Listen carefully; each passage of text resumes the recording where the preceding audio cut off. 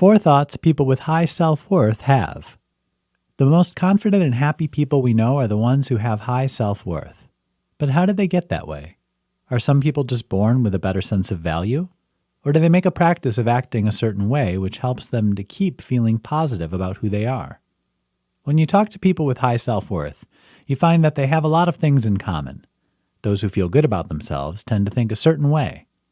Let's look at a few of the ideas which keep people feeling worthy even when life might be difficult. They understand where mistakes fit. Everyone messes up now and again.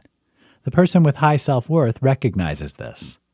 They take responsibility for the action and understand that just because something went wrong, it doesn't change who they are as a person.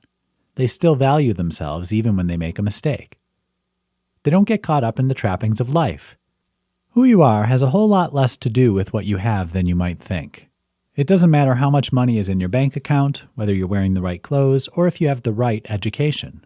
Your value has a lot more to do with who you are inside than who you are outside.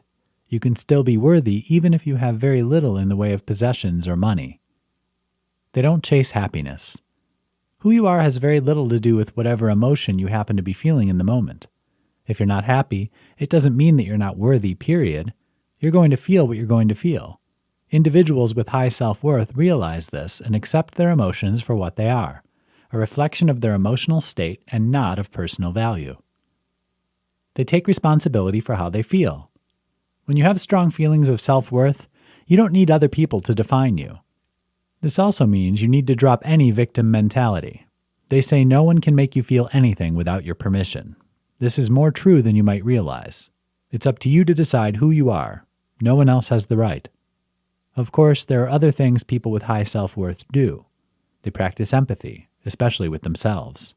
They love their job and set goals that make sense to them. The common thread? They do things that honor them.